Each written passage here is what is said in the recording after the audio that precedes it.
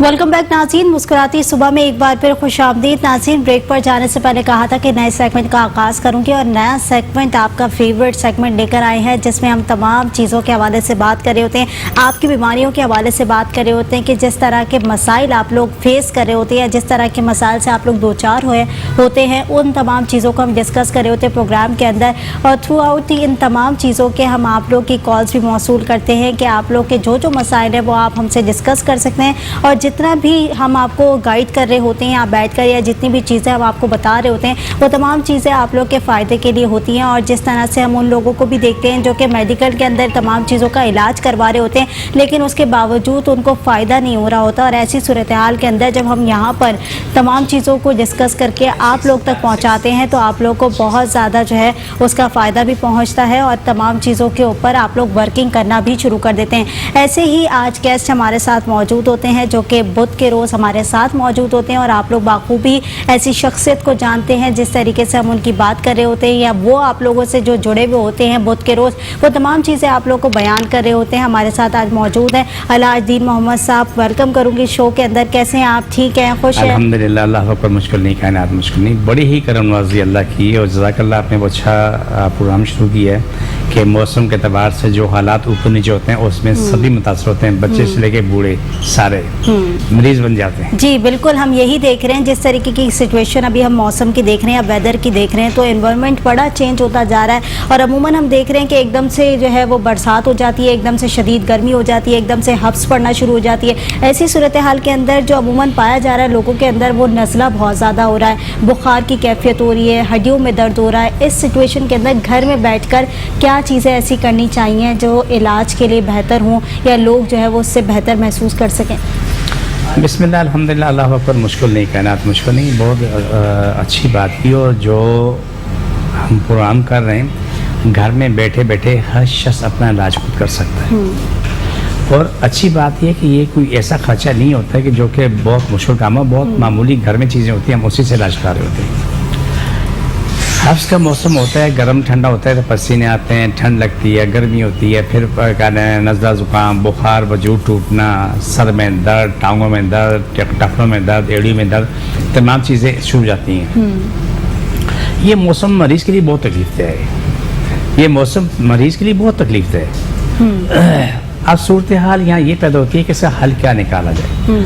इसका हल ये निकाला जाए कि आप रोज़ाना घर में जितने भी अफराद हैं पानी इतना गर्म कर लें जितना कि आप बर्दाश्त कर सकते हैं, गर्म बल्कि नीम गर्म कर लें, उसमें शहद मिला करके एक आदमी के हिसाब से आधी चमची या एक चमची के हिसाब रख लें। सुबह उठते निहार मुँह कुली किए बगैर सबको पिला दें, उसके बाद कुली करें, दांत साफ करें। ये अपनी आदत बना लें। मौसम गर्म हो या ठंडा हो, एकदम गर्म ठंडा हो, हब्स हो, आपको इससे कोई फ़र्क नहीं पड़ेगा, आप बिल्कुल महफूज रहेंगे। ये वो निज़ाम इलाही है कि जिसमें आपका वजूद पूरा मेंटेन होता है। जिस तरीके से ये रोज़ाना अपनी आदत बना लेंगे, ये हर बर्स में आपके लिए ये गर्म पानी में शहद मिला के पीना फ़ायदेमंद है। इसमें शुगर वाले मरीज़ वाले वो भी ले सकते हैं, वो डॉक्टरी दवाई भी ले सकते हैं। मैं एक उसके लिए मैं अलग से दो नुस्खे बता देता हूँ, वो ये नुस्खा लाजमी इस्तेमाल करें। लेकिन इसके साथ साथ ले लें करेला, शाम के टाइम में सुबह निहार मुँह ये ले लें, शाम को आधा पाव करेले का अर्क निकालें, जूस निकाल के वो पी लें, आपका निज़ाम 100% सही चलता रहेगा।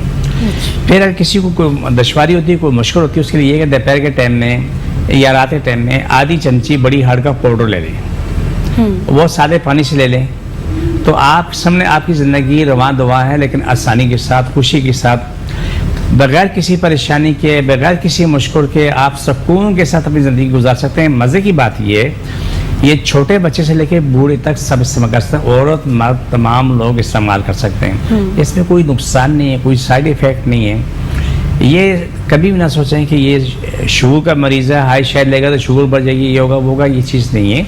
आपको इसके साथ दो चीज़ें और बता दी गई हैं, एक बड़ी हाड़ का पाउडर, बड़ी हाड़ का पाउडर वो दिन में आधी चमची ले लें, और करेले का अर्क जो है ना 8 से 10 खाने के चमचे वो एक टाइम में ले लें, आपका निज़ाम बिल्कुल बहाल रहता है। इसमें फ़ायदा क्या है, मैं आपकी मज़े की बात बताऊँ। गले की तकलीफ बेहतरीन फ़ायदा, अच्छा। गले की खराश बेहतरीन फ़ायदा, आपका जिगर बेहतरीन फ़ायदा, आपके फेफड़े बेहतरीन फ़ायदा, जब इस अमल करोगे तो आपके फेफड़े जिनको दमे की तकलीफ है वो दमे की तकलीफ शहद वाला पानी और करेला लें, लेकिन वो हार्ड का पाउडर ना लें। अच्छा। मैं इस चीज़ की वजाहत करता चल रहा हूँ कि हमने कई दफ़ा देखा चैनल पे, आपने भी देखा, मैंने भी देखा कि जो बेलगाम शुरू होता है उनको नहीं पता कि फ़ायदा क्या नुकसान क्या, वो हर कोई लेगा तो उसको फ़ायदा किसको, किसी तबाही है, किसी बर्बादी है, किसी बचत है। लेकिन आप हम जो प्रोग्राम करते हैं हर चीज़ को महफूज तरीके से लेके चलते हैं कि फ़ायदा भी बताते हैं, नुकसान भी बताते हैं। दमे का मरीज़ खाड़ इस्तेमाल नहीं कर सकता, मैं दोबारा बता रहा हूँ। और इसके अलावा परहेज़ में इस मौसम में आलू चावल नींबू इमली अचार कोल्ड ड्रिंक आइसक्रीम बिल्कुल बंद कर दें, बिल्कुल बंद कर दें। और बड़ा गोश्त भी इस्तेमाल न करें। आप समझ लो कि 80-90% अपनी बका में आ गए, सलामती में आ गए। इन चीज़ों को लेकर आप जब चलते हैं ना तो आपको आपकी ज़िंदगी आसान होती है, आपको मुश्किल नहीं होती है। ख़ास तौर पे वो ख़वातीन जो प्रेगनेंट होती हैं, बहुत बड़ा सवाल बता रहा हूँ आपको, यानी कि उन औरतों को सांस लेने में मुश्किल होती है। मेरे पास जो आती हैं ख़वातीन आती हैं जो बच्चे इनकी नई शादियाँ होती हैं, वो बैठ के सांस नहीं ले पाती हैं, वो मुसलसल उसका सांस खुलता रहता है, हाँ हाँ ये होता रहता है। वो तकलीफ पहुँचती है कि बच्ची है 18-20-22 साल की बच्ची, उसके साथ ये हालत है। ये काम वो भी करेंगे, लेकिन प्रेगनेंट औरत जो है ना करेले का अर्क नहीं पिएगी, सिर्फ शहद पिएगी। अच्छा। उससे नुकसान नहीं है, लेकिन एक एहतियात की जाती है।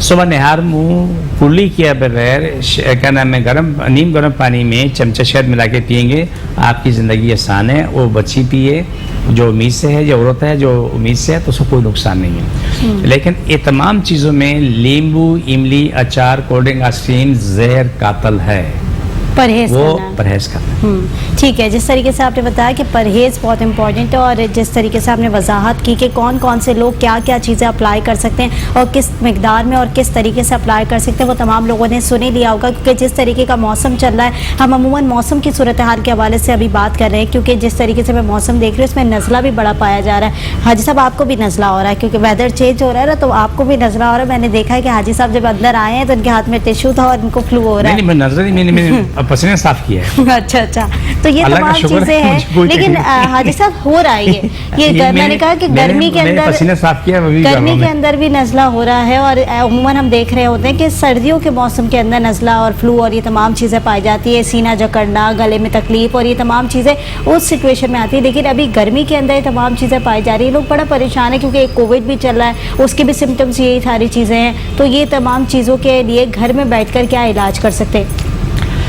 देखिए, नज़ला ज़ुकाम बुखार सर्दी में बहुत ज़्यादा था, ये गर्मी में आता है लेकिन कम आता है। सर्दी में तो आम सी बात है, वो गर्मी में कम होता है। जितनी ठंड लगती रहती है नज़ला बहता रहता है, नज़ला ज़ुकाम बुखार चलता रहता है, गला ख़राब, सर में दर्द, टांगों में दर्द, कमर में दर्द, ये चीज़ें चलती रहती हैं। गर्मी में चीज़ कम होती है, लेकिन गर्मी के नज़ले में अगर थोड़ा ठंडा पानी पी लेंगे तो आपको नुकसान नहीं होगा। लेकिन सर्दी के मौसम में ठंडा पानी पीने की बड़ी ख्वाहिश होती है। वो ठंडा पानी जिसने पी लिया एक दफ़ा तो उसने समझ अपने लिए मुसीबत खड़ी कर दी। वो ठंडा पानी पीते रहेगा, जाके पेशाब बढ़ता रहेगा, नज़ला बढ़ता रहेगा, ज़ुकाम बढ़ता रहेगा, तबीयत ख़राब होती रहेगी और बिगड़ते बिगड़ते बिगड़ते कहाँ जाके पहुँचता है? दमे पे। अच्छा। जब दमे के पहुँचता है तो उस वक्त उसकी हालत इतनी ख़राब हो चुकी थी कि उनके जो फेफड़े हैं वो काफ़ी हद तक साथ छोड़ना शुरू हो जाते हैं। आप जाके पहुँचता है ऑक्सीजन पे, उसके बाद जो उसके बगैर वो रह नहीं सकता है। क्यों नहीं रह सकता? कि जैसे ही वो मामला ऐसा बनता है वो ऐसे उसके लिए मुश्किलात खड़ी हो जाती है। जैसे कोई मामला बनता है ऐसे उसके लिए मुश्किलात खड़ी हो जाती है। तो बेहतर तरीका है कि एहतियात इलाज से बेहतर है। अगर आप इलाज भी कर रहे हैं, एहतियात भी कर रहे हैं, तो यकीनन आप बिल्कुल ठीक ठाक हो जाएंगे। लेकिन कभी कभी खिलाफ तवक्को ऐसा भी हो जाता है, जो चीज़ हमें नुकसान दे रही होती है वो कभी कभी फ़ायदा भी कर जाती है। ऐसा भी है, बिल्कुल। ये भी, लेकिन हर जगह नहीं, कभी कभी। तो इस आपने जितने भी सवालात पूछे उसका जवाब ये है कि देखिए, कोविड की बात की आपने, डॉक्टर कुछ भी बोले लेकिन ये बीमारी हज़ारों साल पुरानी है। जिसे डबल निमोनिया कहते हैं, मैं रिपीट कर रहा हूँ।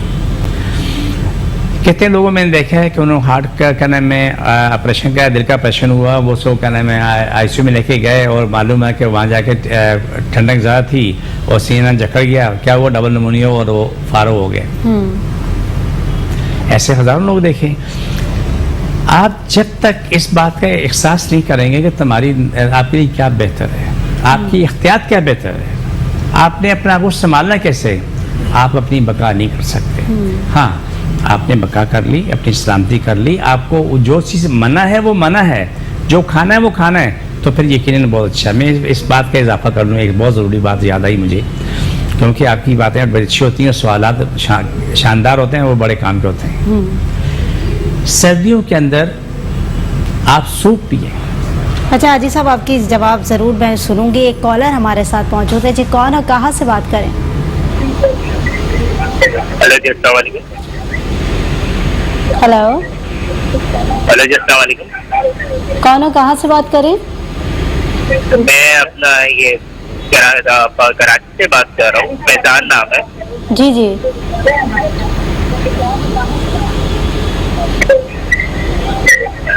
आप अपनी टीवी का वॉल्यूम हल्का कर दें और जो भी आपकी शिकायत है वो बता दें, क्या क्या प्रॉब्लम है।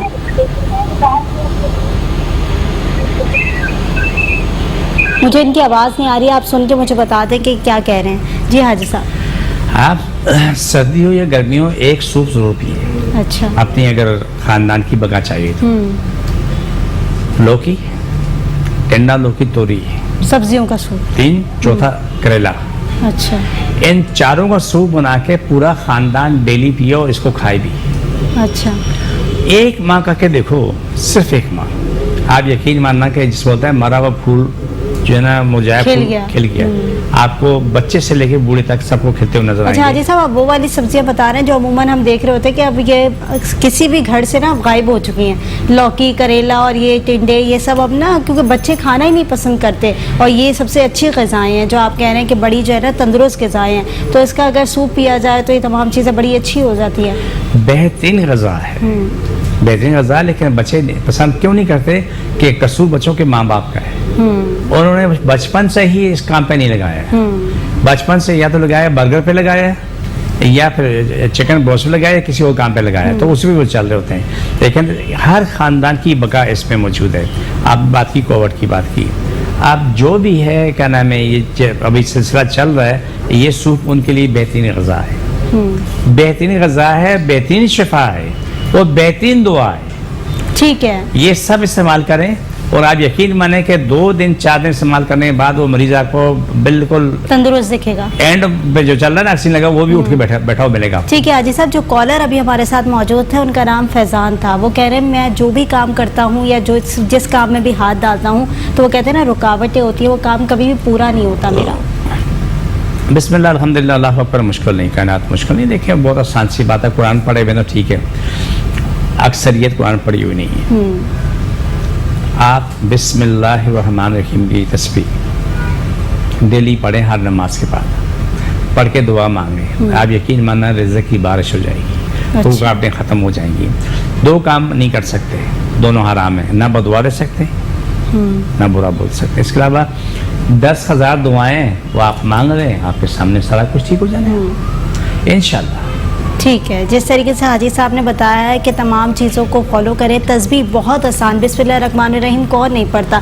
आप अगर नमाज के बाद इसे पढ़ेंगे तो हाजी साहब ने कहा है कि रिस्क में कभी भी आपकी कमी नहीं आएगी। और जिस तरीके से हाजी साहब बता रहे होते हैं दीगर तस्बीह के हवाले से भी, और जो जो चीज़ें आपको पढ़ने को कह रहे होते हैं वो ज़रूर आपके लिए फ़ायदेमंद साबित होंगी, तो इसको अप्लाई किया करें अपनी ज़िंदगी के अंदर। हाजी साहब, जिस तरीके से हम और मौज़ूआत पर बात करते हैं, आपने डबल नमूनिया की बात की, तो डबल नमूनिया के बारे में मैं आपसे पूछूंगी कि इसका बेहतरीन इलाज क्या हो सकता है, क्योंकि अमूमन हम देख रहे होते हैं डबल नमूनिया जो है वो मौत की तरफ भी आपको ले जाता है। तो एक छोटे से ब्रेक की तरफ जाऊंगी, ब्रेक से वापस आऊंगी। देखते रहिए मुस्कुराती सुबह। वेलकम बैक नाज़रीन, मुस्कुराती सुबह में एक बार फिर खुशामदीद। नाज़रीन, ब्रेक पर जाने से पहले जो हम बात कर रहे थे वो अमूमन वो चीज़ों के हवाले से बात कर रहे थे, जैसा कि वेदर चल रहा है और जिस तरीके का इन्वायरमेंट चल रहा है उसमें क्या क्या बीमारियां लोगों को लाहक हो रही हैं, उस हवाले से बात कर रहे थे। चाहे वो नज़ला हो, ज़ुकाम हो, खांसी हो या दीगर चीज़ें क्यों ना हो, ऐसी सूरत हाल के अंदर आप घर में बैठ कर क्या इलाज करा सकते हैं। क्योंकि कोविड की वजह से हम देख रहे होते हैं कि लोग अमूमन जो है वो हॉस्पिटल से आने में या क्लिनिक्स पर जाने में बड़ा डर रहे होते हैं, क्योंकि ज़ाहिर ज़ाहिर बीमारी है, वबा है, वो हर जगह फैली हुई है, तो एहतियात कहते हैं इलाज से बेहतर है। तो इन तमाम सूरत हाल के ऊपर आप लोग वर्किंग ज़रूर करें, क्योंकि जिस तरीके से हम लोग प्रोग्राम के अंदर बैठकर आपको टोट के बता रहे होते हैं, हाजी साहब आपको जो घर के अंदर आपकी चीज़ें मौजूद होती हैं उस हवाले से आपको नॉलेज दे रहे होते हैं कि उससे भी आप जो है वो अपना इलाज कर सकते हैं और इन तमाम चीज़ों से बाहर आ सकते हैं। अच्छा, ब्रेक पर जाने से पहले मैंने हाजी साहब से सवाल किया था कि डबल नमूनिया जो कि बीमारी है जो कि एग्जिस्ट कर रही है, जो कि हाजी साहब कह रहे हैं कि कोविड-19 भी डबल नमूनिया की ही बीमारी होती है और इसका इलाज जो है वो आप आसानी घर पर भी कर सकते हैं। वो इलाज क्या है वो हाजी साहब से पूछूंगी। हाजी साहब, जिस तरीके से डबल नमूनिया की हम बात कर रहे थे और आपने कहा कि ऐसा इलाज है जो कि घर में भी हो सकता है, और अमूमन मैंने देखा है कि डबल नमूनिया के जो पेशेंट्स होते हैं वो डेथ की तरफ ही चले जाते हैं। तमाम सिचुएशन को किस तरीके से घर के अंदर हैंडल किया जा सकता है? बिस्मिल्लाह, अल्हम्दुलिल्लाह, अल्लाह अकबर। मुश्किल नहीं कहना। मुश्किल पहले एक बात में तस्दीक कर दूँ कि ये टोटके नहीं है, ये कामयाब नुस्खा। टोटके में नुस्खे में फ़र्क है। ओके, नुस्खा अलग है, टोटका दो चीज़ें अलग है। बड़े काम की बातें आप कर रही हैं। आज बस नाशा किया आपने, बेहतरीन बातें आप कर रही हैं और हम भी जवाब दे रहे हैं। डबल नमूनिया की कुछ चीज़ें हैं, अलग मैं डिटेल दे देता हूँ और सुनने वालों को बड़े काम आए। सबसे पहली बात है कि डबल नमूनिया वाला मरीज़ अगर बैठने के काबिल है तो उसको पानी इतना गर्म करें जितना कि वो बर्दाश्त कर सके। मरीज़ को टप में बैठाएं, टांगें उसकी बाहर रखें, उसके सीने की पीठ की सिकाई करें गर्म पानी की 10 मिनट 15 मिनट तक। सिकाई करने के बाद बाहर निकालें, उससे खुश्क करने के बाद जैतून का तेल थोड़ा गर्म कर लें, जैतून का तेल गर्म करके उसकी मालिश कर लें, उसको कपड़े में लपेट लें और कम से कम 2 घंटे हवा में नहाएं। ठीक है। अगर खुदा न खासा वो मरीज़ इस काबिल नहीं है कि वो टब में गर्म पानी में बैठ सके, तो रबड़ की जो बोतलें आती हैं, सिकाई की बोतलें आती हैं, आप भी जानती हैं कि उसमें गर्म पानी डाल के सिकाई करते हैं। तो उस मरीज़ की एक बोतल सामने सीने पे बांध लें जहाँ फेफड़ों की हद है, और एक बोतल पीछे कमरे में बांध दें, ऐसे रख के दुपट्टा बांध दें। वो इस तरीके से 2-2.5 घंटे सुबह, 2-2.5 घंटे शाम को रखें। लेकिन इससे बेहतर ये है कि पहले जैतून के तेल की मालिश करके बाद में ये बोतलें ऊपर रखें। दोनों नुस्खे अलग अलग हैं।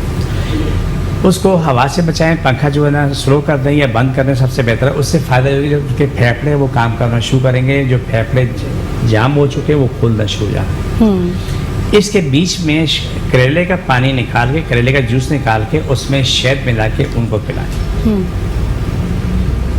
इसके अलावा गर्म पानी में शहद मिला के दिन में 2 बार 3 बार उससे पिलाते रहेंगे। 2 दिन 4 दिन या हफ्ते के अंदर अंदर आपका मरीज़ जो लाखों करोड़ों रुपए खर्च करके ठीक नहीं हुआ, इस नुस्खे से ठीक हो जाए। ठीक है हाजी साहब, एक कॉलर हमारे साथ मौजूद है। जी कौन है, कहाँ से बात करें? वालेकुम अस्सलाम जी, कौन है, कहाँ से बात करें? मैम फाद कर रहा हूँ कराची से। जी मेरे जो है ना पेट में बहुत दर्द रहता है, कभी कभार जो है ना बहुत शदीद दर्द हो जाता है, कभी कम हो जाता है, तो इसका कोई हल बता दें। इनके पेट में दर्द हो जाता है और कभी कभार तो बहुत ज्यादा दर्द होती है। भैया नहीं होती कब्ज? कब्ज की शिकायत रहती है आपको? जी बिल्कुल जी। देखिए, पहले बहुत आसान काम है इनके लिए। सुबह उठते ही गर्म पानी में शहद मिला के पिए, ये काम हो गया। 1 घंटे तक नाश्ता ना करें। तो कोशिश करें कि सुबह को 1 से 2 गिलास पानी पिए। अच्छा। ये वो तमाम लोग जो सुन रहे हैं जिनको कब्ज की शिकायत है, वो कुली किए बगैर निहार मुंह 1 से 2 गिलास पानी गर्म करके थोड़ा शहद मिला के पिए। अगर 3 गिलास पी लें तो आपके लिए सोने पर सुहागा होगा। अच्छा। लेकिन पानी पीने के बाद लेटना मना है, सोना मना है, चलते फिरते रहना बहुत ज़रूरी है। ये नुस्खे का हिस्सा है। इंशाल्लाह तुम्हारा पेट का दर्द भी ख़त्म होगा, कब्ज भी ख़त्म होगी। सबसे ज़्यादा यानी उन लोगों के लिए मुश्किलात होती थी, आंतें क्रैंकल हो जाती हैं। बिल्कुल। उनमें मतलब है कि सूख जाती है, फुजला फंसा होता है, सूखी होती हैं। जब वो पोटी करते हैं जिससे कुआले निकलते हैं, पत्थर निकलते हैं, उनके लिए जो नुस्खा बता रहा हूँ बेहतरीन चीज़ है, बेहतरीन इलाज है। सुबह ये हो गया। शाम के टाइम में आप एक काम करें कि आधा पाव करेला 1 कप पानी डाल के ग्राइंड कर लें, उसको धो लें और छेड़ना नहीं है, बीज निकालना ये करना ये काम नहीं है। धोने के बाद थोड़ा सा पानी डाल के ग्राइंड कर लें, अच्छा खासा ग्राइंड करें, आटा बना दें। दुपट्टे से निचोड़ने के बाद वो पूरा का पूरा पी लें। इस अमल को आप 1 महीना कंटिन्यू रखेंगे, मेरे अल्लाह पे यकीन है कि ये पेट की तकलीफ वालों को किसी दुआ की ज़रूरत नहीं पड़ेगी। कभी कभी ऐसा होता है, कुछ मरीज़ होते हैं 1-2% जिनको फिर भी दुआ की ज़रूरत होती है। हमारे पास दुआ मौजूद है, अपना एड्रेस बता देता हूँ। बादराबाद 4 मीनार चुरूंगी, चुरंगी साथ ही सरानी वाले, हम दोनों आमने सामने हैं। दोपहर 2 बजे से लेकर रात 8 बजे तक रोज़ाना बैठता हूँ, और इतवार सुबह 10 से दोपहर 2 का टाइम है। इस टाइम आएँ, 2 बोतलें पानी लेके आएँ। दर्द वाला दर्द की हालत में आएगा, बुखार वाला कोशिश करे कि वो बुखार की हालत में आए मेरे पास, इंशाल्लाह आप हंसते मुस्कुराते जाओगे। ठीक है, एक और कॉलर हमारे साथ मौजूद है जी। कौन है, कहाँ से बात कर रहे हैं? हेलो जी, कौन है, कहाँ से बात कर रहे हैं? जमशेद सोहेल बात कर रहा हूँ खानेवाल से। जी हाँ जी, बाजू में दर्द रहता, कभी मोंढे पे हो जाता है, कभी खूनी के नीचे चल जाता है। दर्द रहता है मोरों में, कभी दर्द हो जाता है, कभी जो है दीगर आज़ा में दर्द रहता है। देखिए मैं आपको जवाब देता हूँ, जितने भी मोरों के तकलीफ वाले हैं, जब मसरूट पहने वाले हैं, सर के दर्द वाले, आँखों में दर्द वाले हैं, गला है, गर्दन है, घुटने हैं, एड़ी हैं, ये जो अमल बता रहा हूँ करेले का और गर्म पानी के तो शुरू करें, लेकिन इसके अलावा भी इनको दवाई की ज़रूरत पड़ती है।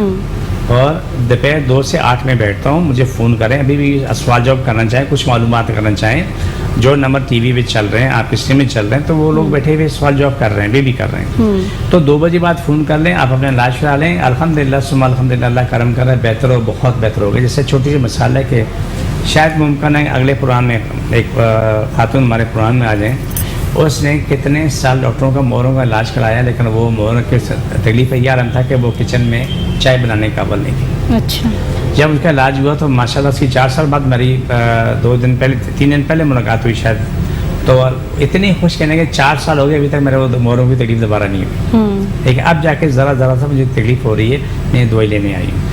ऐसे हज़ारों लोग मिलते हैं कि 20 साल पहले आपके पास आए थे, इलाज करवाया था, 25 साल पहले आए थे, इलाज करवाया, 30 साल पहले आए थे जब आप ही लड़के थे, और इस तरीके से हमारा इलाज हुआ था, हम ठीक हो गए। और आज जो है ना अल्हम्दुलिल्लाह ठीक है, हमारे बच्चे शादीशुदा हो गए, बच्ची के साथ प्रॉब्लम हो गई, बच्ची का ये मामला, बच्चे का ये मामला, तो ये थोड़ी सी बात में इजाफा करता है। बच्चे का ये जब कहते हैं ये मामला ना, वहाँ पर हमारा जुर्म, हम घर वालों का गुनाह सामने आ जाता है। घर वालों का ये गुनाह है, जुर्म है कि बच्चों को जो गुज़ार वो खिलाते हैं ना, वो बर्बादी करते हैं। हर चीज़ बाजार की, हर चीज़ बाजार की, हर चीज़ बाजार की। देखो कि नहीं, आप गांव देहात देखो, कभी अल्लाह को मौका दे तो आज जाके एक हफ्ता किसी देहात में रहना, आप उनकी ग़ज़ा देखना, इतनी सादी आप सोच नहीं सकते। प्याज लिया, प्याज तोड़ा, रोटी हमारे साथ रखा, खाया, ऊपर पानी पी लिया, नहीं तो थोड़ी सी लस्सी पी ली। आप उनकी जान देखोगे, वो सुबह से लेकर रात 12 बजे तक काम करते हैं और घोड़े की तरह दौड़ते हैं, उन्हें कोई तकलीफ नहीं। खालिस ग़िज़ा यूज़ हो रही होती है ना। हम अपने बचपन की बात मैं आपको कर रहा हूँ कि मैं अपनी गाँव देहात, हमारा खेती बाड़ी काम होता, मैं अपनी माँ के साथ जाता था, तो प्याज के जो हरी प्याज है ऊपर से वो तोड़ के लेके आते थे, और हमारे के साथ लपेटा और बम डाला, खा लिया, खाने के बाद लस्सी पी ली या दूध पी लिया, या बहुत से बहुत सादा ही खा लिया।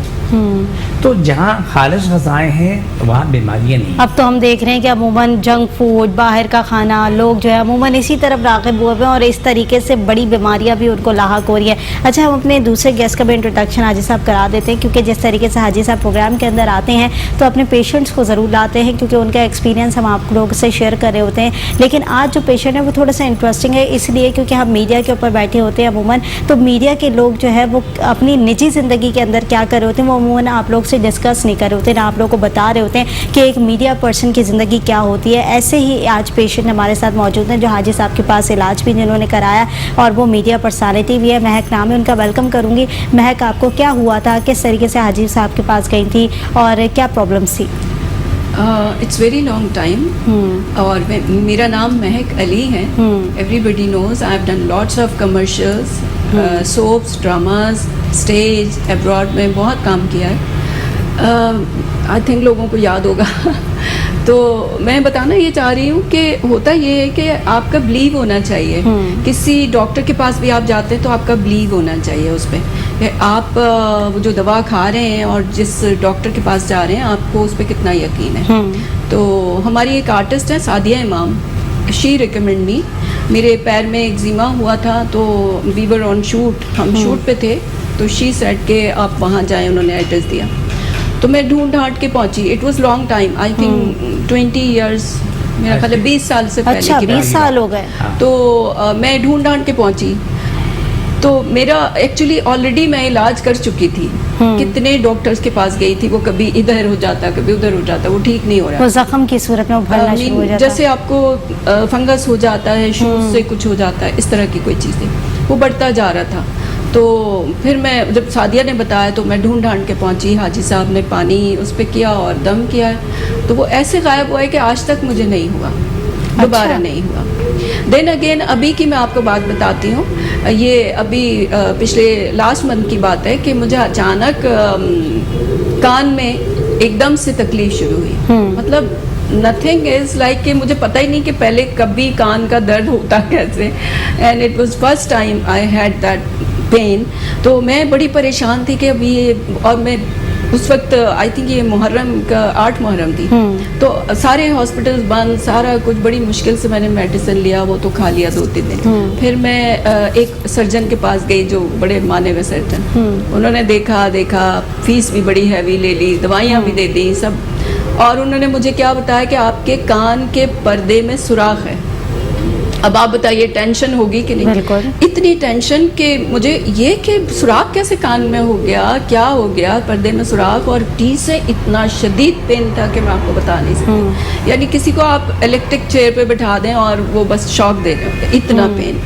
देन उनसे मैंने एक वीक इलाज करवाया, दवाइयाँ, एंटीबायोटिक बेपनाह खा चुकी थी, कोई मेरा ख्याल 20,000 mg मैं खा चुकी थी। ओके। 3 सर्जन्स को मैंने दिखाया है, तीनों ने यही कहा कि कान के पर्दे तो में कोई सुराख। टेस्ट नहीं कराया उन्होंने? टेस्ट उसका कहाँ होता है, वो तो चेक करते हैं ना तो कान में। चेक करने के बाद उन्होंने डायरेक्ट यही रिकमेंड कर दिया कि कान के पर्दे में सुराख है? पहले सर्जन ने भी यही कहा, दूसरे ने भी यही कहा, कान के पर्दे में सुराख है, आपको 6 महीने लगेंगे इसकी दवा करने के लिए। अच्छा। आप ये एंटीबायोटिक खाती रहे। मैं 20,000 mg खा चुकी थी, मेरी हालत ख़राब। मैंने फ़ोन किया, मैंने कहा हज़रत साहब मैं तो बिल्कुल पागल हो अच्छा चुकी महक, आपको इंटरप्ट कर रही है, कॉलर हमारे साथ मौजूद है जी। कौन और कहाँ से बात करें? अस्सलाम वालेकुम, शमीम कराची से बात कर रहा हूँ जी। मुझे ये किडनी में स्टोन है, उससे 2 महीने हो गए, मैंने काफी इलाज कराया होम्योपैथिक भी, और अभी तक फायदा नहीं हुआ। तो ठीक उसका है, कोई किडनी में स्टोन है, मैं अभी हाजी साहब से पूछ रही थी। जी महक। तो बस मैं फ़ोन किया, उन्होंने कहा आ जाओ। अब पानी डाला है सिर्फ, और कोई दुआ, इन्होंने दम किया है बस। और वो दिन है और आज का दिन है, मैं पेन नहीं दोबारा हुआ। सर्जन के पास गई, उसी के बाद 2-3 दिन के बाद मैंने एक और चेंज किया सर्जन, किसी ने मुझे बताया। मैं वहाँ गई, उन्होंने चेकअप किया, उन्होंने कहा कि ये, मैंने बताया कि 3 सर्जन्स को मैं इतनी एंटीबायोटिक खा चुकी हूँ, ये वो। तो उन्होंने कहा ये तो उन्होंने झूठ बोला है, आपके तो कान के पर्दे में सुराख ही नहीं है। तो मैंने कहा ये कैसे हो सकता है, 3 सर्जन्स ने बोला है। तो कहते नहीं, आपके कान का पर्दा ठीक है, कोई सुराख नहीं है, आप ये एंटीबायोटिक थोड़ा सा 1 हफ्ता खा लें और ये ड्रॉप्स हैं ये डाल लें। मतलब उसी दिन उसने थोड़ी सी कान की सफाई की है, मेरे कान में आवाज़ आने लगी, बिल्कुल कान बंद था ये वाला, ओके। और मुझे आवाज़ नहीं आ रही थी, और पूरे हाफ सर में पेन। मैं किसी की बात समझ भी नहीं, ज़ाहिर है आपके दिमाग में जब आधे सर में दर्द होगा तो आपका क्या हाल होगा। मैं बड़ी परेशान, तो वो दम का आप देख लीजिए। मतलब वही ना कि अल्लाह के कलाम में बड़ी बरकत होती है, और अब ये हाजी सोचने साहब के वाली पास बात है, शफा। ये सोचने वाली बात है कि क्या पहले कान के पर्दे में सुराख था और वो बंद हो गया वो एकदम बंद से? हो गया। तो ये सब चीज़ें हैं, मैं इसलिए स्पेशली आई हूँ कि ये बता सकूँ उन लोगों को जो बिलीव, बाज़ दफ़ा लोग ये बातें करते हैं बहुत सारी। अच्छा, डॉक्टर होते भी तो रोल मॉडल है कि आप जाते हैं उनके पास तकलीफ की कैफियत के अंदर है, और आप उनसे जब तकलीफ पूछते हैं तो डॉक्टर का काम होता है आपको, आप पैसा भी खर्च करते हैं ना, आपसे exactly। भारी फीस ले रहे हैं, आप बैठ के इंतजार भी कर रहे हैं, फिर आप जाके लाइन में लग रहे हैं। अजीब स्टूपिडिटी। बिल्कुल, ये तमाम सूरत हाल है और इस पर हम डिस्कशन भी करेंगे। और जिस तरीके से कॉलर ने हमसे सवाल किया है कि उसके किडनी में स्टोन है, उस हवाले से भी मैं हाजी साहब से पूछूंगी, लेकिन एक छोटी सी ब्रेक की तरफ जाऊंगी, ब्रेक से वापस आऊंगी। देखती रही मुस्कुराती सुबह।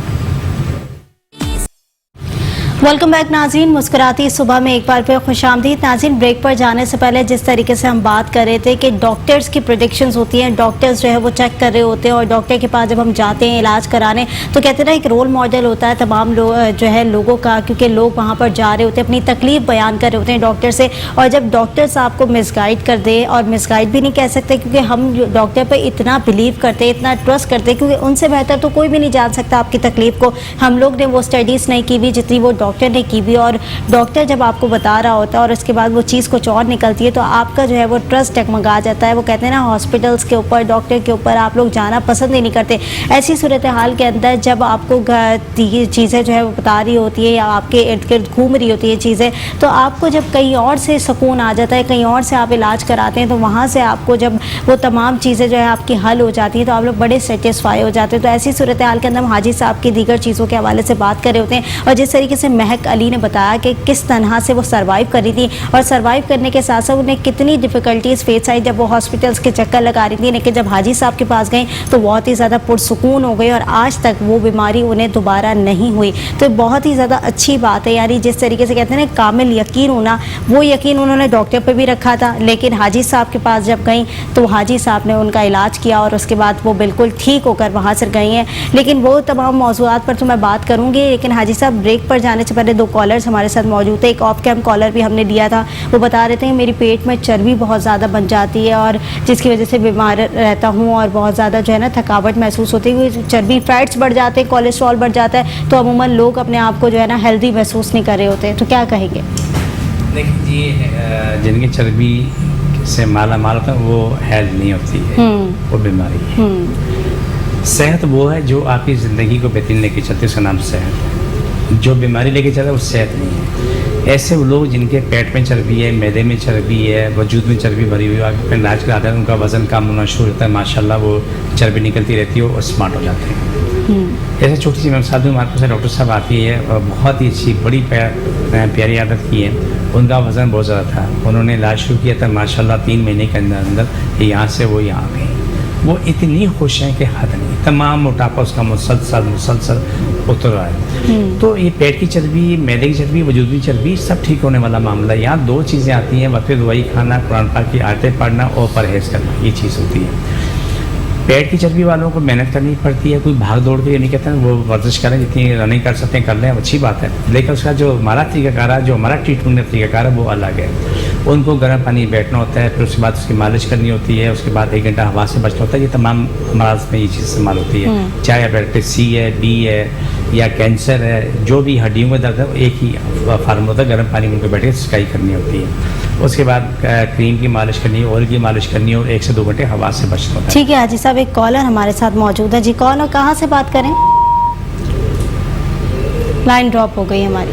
ठीक है ना, इस तरह। अब गुर्दे की पथरी का मामला है। गुर्दे की पथरी के वालों के लिए बहुत ही आसान सा नुस्खा है, बहुत आसान सा नुस्खा है। पहली बात है, लौकी सूप सब पिए। गुर्दे वालों के लिए लौकी सूप बेहतरीन चीज़ है, उसका सूप बना के पिए। दिन में 2 दफ़ा 3 दफ़ा 1-1 कप पी लें। इसके अलावा 1 गिलास दूध ले लें, 2 गिलास पानी ले लें, उससे पका के ठंडा कर दें, रूम टेम्परेचर में आ जाए, उससे पी लें।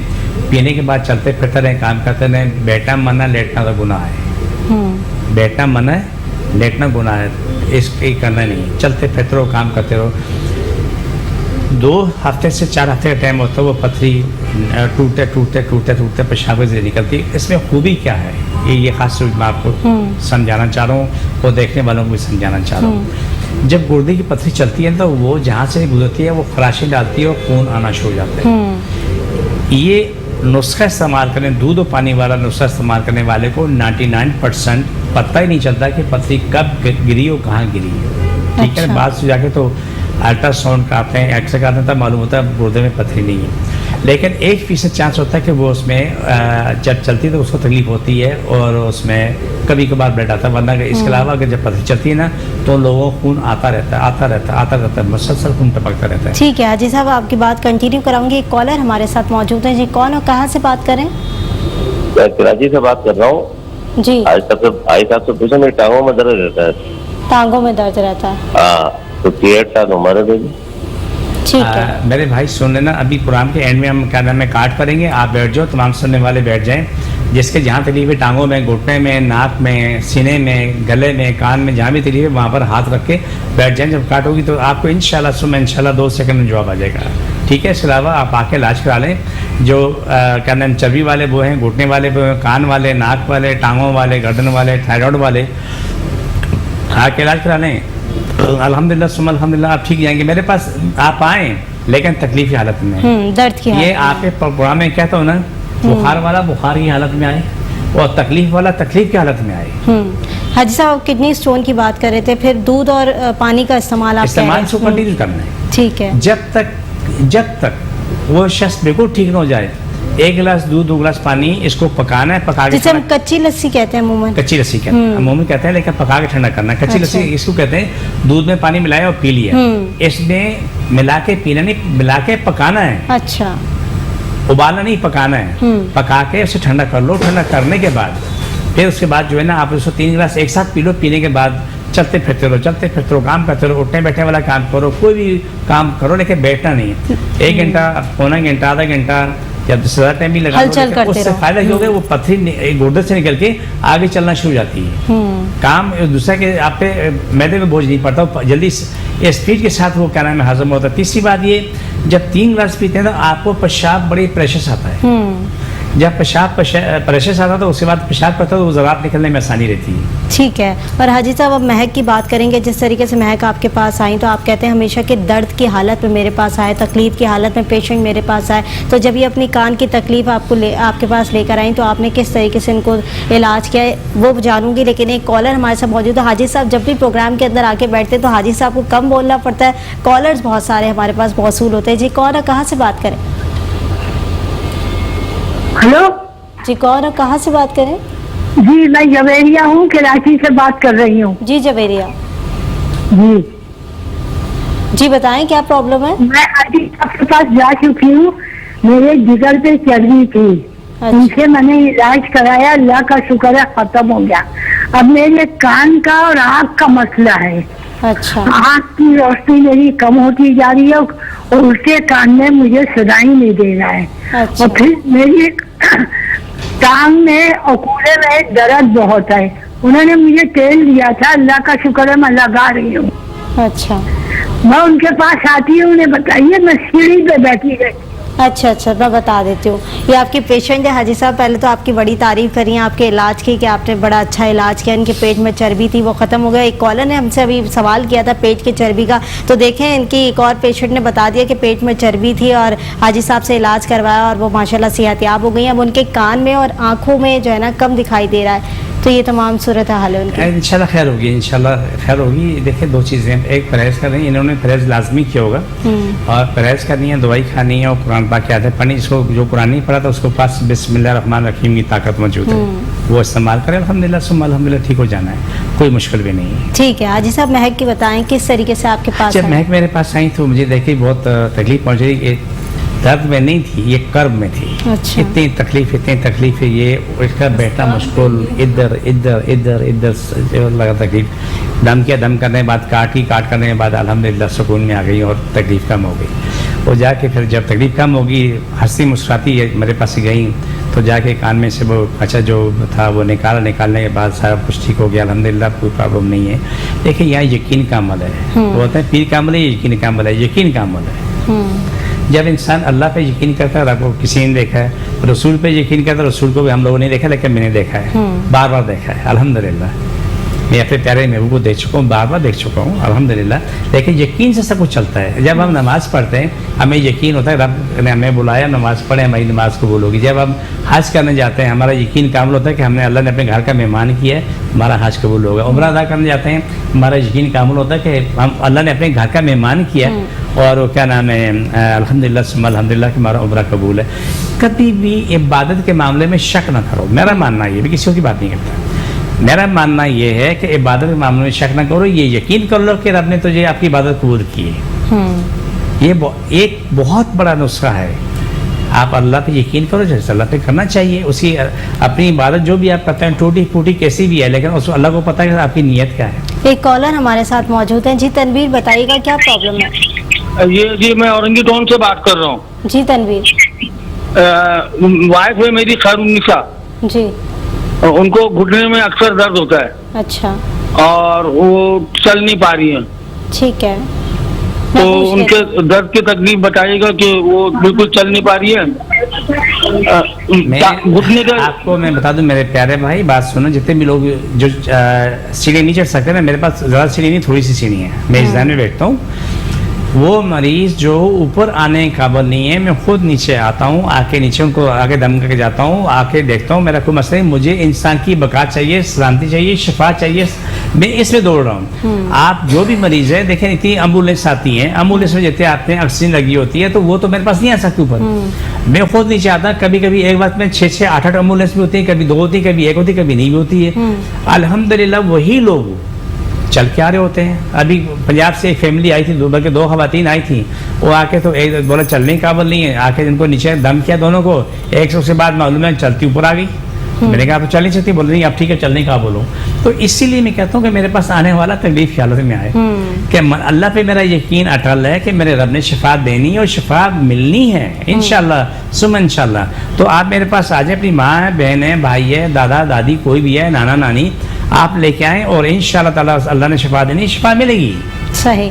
और जिस तरीके से हाजी साहब आप बता रहे थे, अभी हमने बात की आंखों के मसले की, आंखों के मसाइल बड़े ज़्यादा जो है ना अब हम देख रहे हैं अमूमन लोगों में पाए जा रहे हैं, और आंखों की जो है मसाइल की वजह से उनका दिमाग भी उसकी के साथ लिंक करता है, कान भी उन्हीं के साथ लिंक करता है, गर्दन का दर्द, तो ये पूरा जो सिस्टम चल रहा होता है ना, बड़ा पेन हो रहा होता है लोगों को। तो इन सूरत हाल के अंदर क्या करना चाहिए?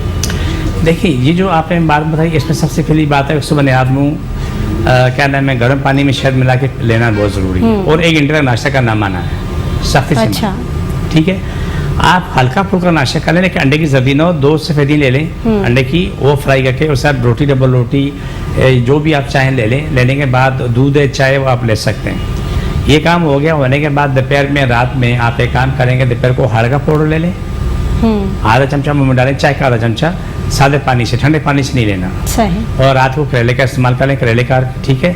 इसके अलावा एड्रेस में बता देता हूँ, मैं बादराबाद 4 मीनार चुरंगी के साथ सलानी वाले, हम दोनों एक ही गली में 50 कदम आगे आएंगे तो आगे बोर्ड लगा हुआ है हाजी दीन मोहम्मद का। दोपहर 2 से रात 8 बजे तक रोज़ाना का टाइम होता है, इतवार के दिन सुबह 10 बजे से लेकर दोपहर 2 का टाइम होता है। इस टाइम पे आप आ जाएं, लेकिन बात फिर वही है कि मेरे पास आने वाला कोशिश करे कि वो पेन किलर ना खाए, और बुखार वाला कोशिश करे बुखार की हालत में, अगर चलो बुखार उतर भी गया तब भी आके इलाज कराएं। देखिए, डेंगू हमारे पास हज़ारों ठीक हुए, डेंगू मरीज ठीक हुए, अब कोरोना के हज़ार लोग मरीज ठीक हुए अल्हम्दुलिल्लाह। लेकिन जिन्होंने इलाज करवाया, यानी बाहर से कहीं से डॉक्टर से बुखार तो उतर गया, लेकिन दर्द कंप्लीट ठीक नहीं हुआ है। ठीक है, जिस तरीके से आप बता रहे हैं, हाँ बिल्कुल ऐसा ही होता है। और जिस तरीके का डेंगू की बात करें हाजी साहब, हम उस पर भी बात करेंगे, क्योंकि अमूमन हम देख रहे हैं पाकिस्तान के अंदर अब कोरोना के साथ साथ डेंगू का मसला सर उठाने लगा है। तो इन तमाम सूरत हाल के ऊपर मैं ज़रूर बात करूँगी। एक छोटी सी ब्रेक की तरफ जाऊँगी, ब्रेक से वापस आऊँगी। देखते रहिए मुस्कुराती सुबह। वेलकम बैक नाज़रीन, मुस्कुराती सुबह में एक बार फिर खुशामदीद। नाज़रीन, जिस तरीके से हम लोग बात कर रहे थे दीगर बीमारियों के हवाले से, और बहुत सारी बीमारी हमने इस प्रोग्राम के अंदर डिस्कस की, बहुत सारे लोगों की कॉल भी मौसूल हुई, उनकी बीमारियां भी हमने सुनी कि किस तरह से वो लोग परेशान हुए में, और हाजी साहब ने बहुत सारी चीज़ों के बारे में भी बताया। अच्छा हाजी साहब, एक अमूमन मसला मैं देख रही होती हूँ कि मोरों का मसला बड़ा आ रहा है, तो मोरों के मसले के लिए क्या करना चाहिए? क्योंकि लोग बड़े परेशान होते हैं, बड़ी तकलीफ़ होती है उन्हें, कमर से भी उठता है वो जो है, और उनके घुटने भी काम करना छोड़ देते हैं, क्या फिर ऐसी सूरत हाल में करना चाहिए? जज़ाकल्लाह, अच्छी बात की है कि, लेकिन बताऊँ कि मोरों की तकलीफ में सिर्फ घुटने नहीं, पूरा जिस्म काम करना छोड़ देता है। बंदा झुक नहीं सकता, काम नहीं कर सकता, बैठ नहीं सकता, उठ नहीं सकता, सो नहीं सकता, और बोलते हैं मोरों में गैप आ गया, L1 2 3 4 5 जितने भी इनकी मोरों में फासला आ गया तो उनमें मुश्किल होती है। अल्हम्दुलिल्लाह, अल्लाह का शुक्र है, सब ठीक होते हैं, बिल्कुल ठीक हो जाते हैं, कोई चीज़ मुश्किल नहीं है। अल्लाह की रज़ा, अल्लाह की मोहब्बत चाहिए। शफा रहा देता है, मैं कोशिश करता हूँ, मेरा कोई दावा नहीं है, मेरा कोई दावा नहीं है, अल्लाह शफा देता है, मैं कोशिश करता हूँ। लेकिन अल्हम्दुलिल्लाह मोरे वाले भी ठीक, घुटने वाले भी ठीक, इतनी मोटी मोटी टांगें लेके आते हैं कि जैसा कि शायद मेरे ख्याल से मैं आपको बयान नहीं कर सकता, और वो भी ठीक होते हैं। उनके बड़े बड़े पेट आते हैं, वो भी अल्हम्दुलिल्लाह वो भी अंदर होते हैं काफ़ी हद तक, ये नहीं कि 100% नहीं कम है, लेकिन 50-60% तक पेट अंदर हो जाता है, चर्बी जो है वो निकल जाती है, असल कंडीशन में आते हैं। जो लग के इलाज करते हैं, साल लगता है, 1.5 साल तक, उनके इतने बड़े बड़े पेट भी वो बिल्कुल अल्हम्दुलिल्लाह ठीक हो चुके होते हैं। यहाँ 2 चीज़ें, मेहनत करनी, दवा खानी है, कुरान पाक की आयतें करनी, परहेज़ करना है। लेकिन फिर मैं बता दूं, आपकी बात को थोड़ा आगे बढ़ा लूँ कि हमारे पास 90% लोग मौके मज़े नहीं छोड़ते हैं, बिल्कुल ठीक है। लेकिन शिफा तो उनको मिलती है, ये नहीं कि शिफा नहीं मिलती है, लेकिन परहेज़ ना करने के बावजूद भी शिफा मिलती है। लेकिन सवाल ये है कि वो टाइम बढ़ जाता है। मैं चाहता हूँ कि छोटे टाइम में शिफा मिले, तो इंसान कोशिश करे, जस्तजू करे, तो कोई काम मुश्किल नहीं है। ठीक है। अब आंखों की बात है, जिससे मरीज का फोन आया था उसको हमने जवाब दे दिया है। आप गर्दन के तीख वालों का यह आलम है कि वो गर्दन या इधर भी मोड़ सकते हैं, इधर नहीं मोड़ सकते, ऐसी अकड़ी आते हैं, टेढ़ी करके आते हैं। वो देखो जब ऐसा आते हैं, जब अल्हम्दुलिल्लाह जब वापसी आते हैं तो वो ठीक ठाक गर्दन लेके जाते हैं। बिल्कुल। हमारे पास जब मरीज आते हैं, कभी इंशाल्लाह मौका आपको लगा तो आप 1-2 घंटे मेरे पास गुजारना, और शायद मुमकिन आने वाले किसी वक्त में हम कुछ रिकॉर्डिंग अपने अदारे में करके यहाँ पर आएंगे इंशाल्लाह। जब मरीज आता है उसकी कंडीशन देखना कि वो कब कब आता हुआ, इस तरीके से हालत होती है, और जब जाता तो हंसा मुस्कुराता हो जाता है। मेरे लिए अल्लाह का अजीम तरीन इनाम है, कुर्बान मेरे महबूब रब आपकी मोहब्बत पे। बड़ी अच्छी बात है जब किसी मरीज़ को शिफा मिल जाती है। बहुत सारे लोग हाजी साहब वही मुंतज़िर होते हैं कि आप दुआ कराएंगे, कार्ड कराएंगे, और इस तरह से तमाम लोग जो है वो वेट कर रहे होते हैं आपकी दुआ का, तो दुआ करवा लेते हैं। जी बिस्मिल्लाहिर्रहमानिर्रहीम सल्लल्लाहु अलैहि वसल्लम। जितने लोग बीमार हैं, जिसको जहाँ तकलीफ़ है, नाक पे, आँखों में, गले में, दांतों में, सर में, गर्दन, सीना, नाक, जहाँ भी तकलीफ है वो वहाँ पर हाथ रखें। जब मैं बोलूँ आमीन तो उठा के हाथ दोबारा रख लें, उठा के फिर रख लें, ठीक है। जो मैं पढ़ूँ तो उसके साथ आमीन बोलते रहें। बिस्मिल्लाहिर्रहमानिर्रहीम सल्लल्लाहु अलैहि वसल्लम। अल्लाह साहब की तकलीफ़ी बीमारियाँ, जन जादू, मुश्किल परेशानी ख़त्म, शिफा मिले, मुकम्मल शिफा मिले। पाकिस्तान और इस्लाम सारी कायनात में गालिब हो जाए, सारी कायनात हिंसन हर मुल्क इस्लाम पाकिस्तान ताबे, पाकिस्तान के ज़ारी बाती दुश्मन ख़त्म हो जाए, अंदरूनी बड़ी दुश्मन ख़त्म हो जाए, हम नशीले ख़त्म हो जाए, पाकिस्तान इस्लाम सारी कायनात में गालिब हो जाए।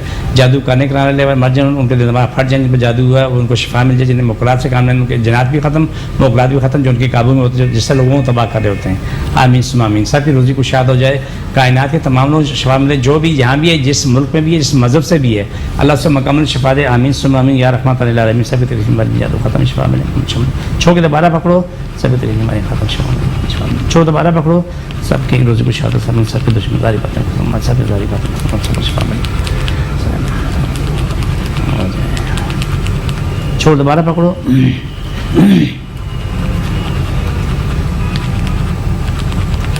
छोड़, दोबारा पकड़ो। जज़ाकल्लाह। अल्लाह ठीक है। बहुत अच्छी बात होती है, क्योंकि बहुत सारे लोग ऐसे होते हैं जो कि हाजी साहब की दुआ के मुंतज़िर होते हैं, और बहुत सारे लोग वेट कर रहे होते हैं कि हाजी साहब दुआ करवाएं। हाजी साहब लास्ट क्या बोलेंगे तमाम लोगों को जो व्यूवर्स देख रहे हैं, जो अपना इलाज करवाना चाहते हैं, जिनके पास वो कहते हैं ना एलोपैथी के पास जाते हैं लेकिन वहाँ से आराम नहीं आता, उन लोगों को क्या मशवरा देंगे? सबको एक ही मशवरा है, आप अल्लाह पे यकीन कामल रखें, आके अपना इलाज करवाएं। मेरा कोई दावा नहीं, मेरी कोशिश है, लेकिन अल्लाह ने लाखों लोगों को शफा दी है। मैं की गुआ किसके सामने कई हज़ार दुनिया शफा पाके गई है, ठीक है सर। और बहुत से लोग, जैसे कि सादी इमाम का जिक्र किया, सादी इमाम अल्लाह ने 3 मिनट में शफा दी, आज तक रिकॉर्ड है कि वो दोबारा नहीं। अच्छा, महक से भी मैं ये चीज़ ज़रूर जानना चाहूँगी कि महक, क्योंकि आप भी मीडिया पर्सनालिटी हैं, और बड़ा जो है मैं कहती हूँ मीडिया पर्सनालिटी अपनी चीज़ों को हाईलाइट नहीं करते मीडिया के ऊपर, लेकिन आपने तमाम चीज़ें हाईलाइट की, और हाजी साहब के जिस तरीके से काम किया आपने बात की, और जिस तरीके से इलाज की आपने बात की, जितने व्यूवर्स हैं उनको क्या कहना चाहेंगी, क्या उनको मैसेज देना चाहेंगी? मेरा नहीं ख्याल कि कोई जिससे किसी इंसान को फ़ायदा होता हो आपकी किसी भी बात से, किसी अमल से, तो उसको छुपाना चाहिए। एक अच्छी चीज़ है। अगर मुझे आराम आया है और मैंने 3 सर्जन चेंज किए जैसा कि आपको बताया, और चौथा सर्जन मुझे उनके पास आने के बाद जब मैं गई हूँ तो वो कहता है कि आपके कान का पर्दा तो ठीक है, उसमें सुराख तो नहीं है, और उसे सफाई वफाई की, उसी वक्त आवाज़ आने लगी। तो समटाइम ये होता है कि आप गलत रास्ते पे जा रहे होते हैं, फिर आपका रास्ता ठीक हो जाता है। तो अब एक सही डॉक्टर के पास पहुंच गई, उसने वो सफाई के कान की ठीक हो गया, आवाज़ आने लगी। बिल्कुल। तो यही वाली बात है कि शिफा तो अल्लाह ताला ने जिसके हाथ में रखी है और आपको वहीं से मिलनी है, तो इन तमाम चीज़ों से बाहर आ जाए कि कौन क्या कर रहा है, कौन क्या नहीं कर रहा, और छुपाने से कुछ नहीं होगा। अगर आप अपने एक्सपीरियंसेस दूसरों से शेयर करेंगे तो उनका हौसला ही बढ़ता है, और वो लोग इन तमाम चीज़ों के ऊपर राग़िब भी होते हैं। बहुत शुक्रिया हाजी साहब, आपने प्रोग्राम के अंदर वक्त दिया। बहुत शुक्रिया महक, आप भी प्रोग्राम के अंदर आई। नाज़रीन, जिस तरीके से हम तमाम मौज़ूआत पर बात कर रहे होते हैं हाजी साहब की, और आप हाजी साहब से रुजू भी कर सकते हैं, उनकी टाइमिंग्स भी अपने बताती है। उनका जो क्लिनिक है वो भादराबाद पर है, उनकी टाइमिंग मंडे टू सैटरडे दोपहर 2 बजे से रात 8 बजे तक है, और संडे को सुबह 10 बजे से दोपहर 2 बजे तक इनकी टाइमिंग है। इनके नंबर्स भी चल रहे हैं स्क्रीन पर, आप उनसे भी रब्ता कर सकते हैं, और उन पर जाकर जो है वह वहाँ क्लिनिक पर जाकर जो है वह आप इनसे जो है अपना इलाज करवा सकते हैं। नाज़रीन, प्रोग्राम का वक्त ख़त्म हुआ। मुझे और मेरी पूरी टीम को दीजिए इजाज़त, अल्लाह ने के बाद।